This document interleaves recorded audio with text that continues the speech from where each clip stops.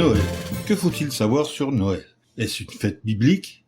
Est-ce que Jésus est né un 25 décembre?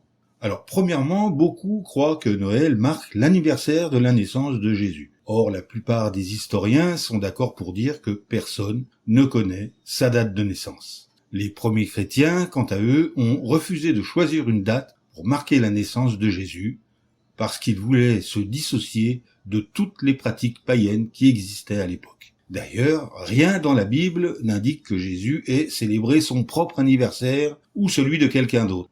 Par contre, il a clairement demandé à ses disciples de commémorer sa mort, selon Luc chapitre 22, verset 19. Deuxièmement, les historiens sont d'avis que les traditions de Noël tirent leur origine de coutumes non chrétiennes.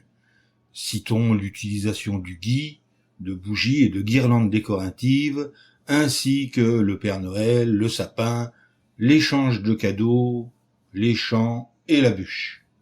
Concernant certaines de ces traditions, le livre Les manifestations extérieures du catholicisme fait remarquer « Lorsque nous donnons ou recevons des cadeaux de Noël, ou que nous accrochons des guirlandes dans nos maisons et nos églises, combien d'entre nous savent que nous sommes probablement en train d'observer des coutumes païennes ?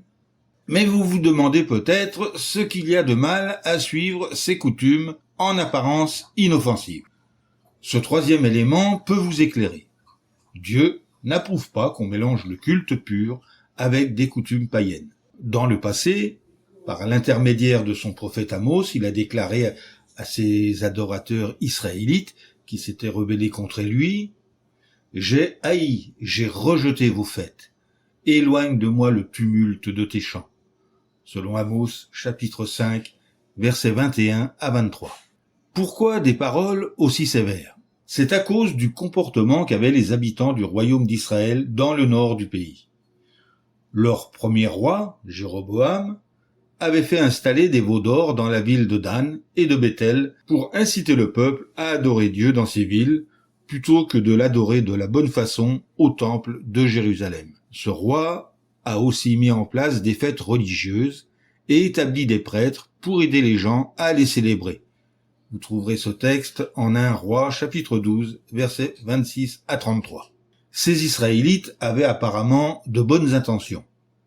Ils faisaient toutes ces choses dans le but d'adorer Dieu et de lui plaire. Mais les paroles sévères que Dieu a chargé Amos et d'autres prophètes de leur transmettre indiquent clairement que Dieu n'acceptait pas leur culte. Par l'intermédiaire du prophète Malachie, Dieu a dit « Je suis Jéhovah, je n'ai pas changé », selon Malachie chapitre 3 verset 6. Après analyse de ces différents faits, des millions de personnes ont décidé de ne plus fêter Noël.